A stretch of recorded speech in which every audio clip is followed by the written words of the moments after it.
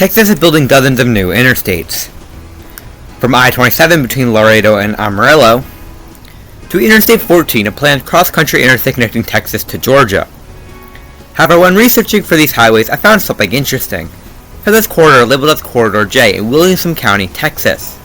The corridor runs from Jarrell, a small town of 4,000 north of Austin, Texas, to the quote-unquote town of Mahomet in the west, making it approximately 20 miles long. The highway starts in Jarrell, just north of Highway 305, and just south of County Road 304. It appears as if they're going to be making this interchange a stack interchange, which is absolutely nuts considering the fact that they're adding in frontage roads and making the other end of this interchange also a freeway. It's entirely possible that they're planning for a much larger Austin Beltway, which will probably connect down towards Taylor, Texas. But it could also be possible that they're planning instead for a connection towards Route 190 towards Rogers, who knows what Williamson County is cooking.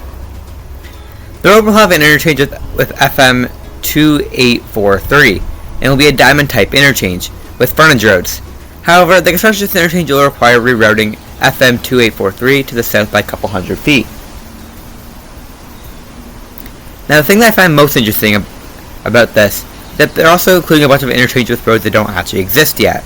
Blueprints even include dozens of these interchanges, all with similar designs. They say it's planning for the future, but it's unlikely that Round Rock will expand out this way anytime within the next 40 years, considering the fact that it's over 20 miles away from serious development.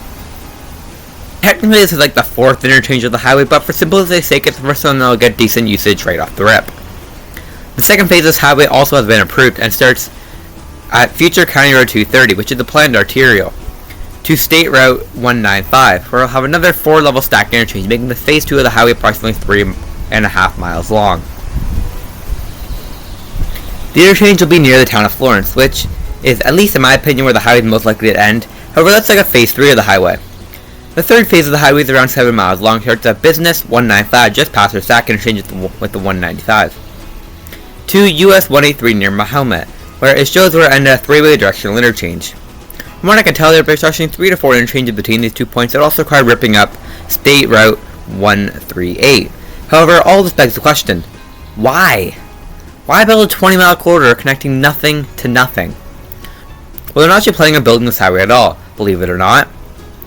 They're simply acquiring all the land and just testing the waters to see how this highway will be received.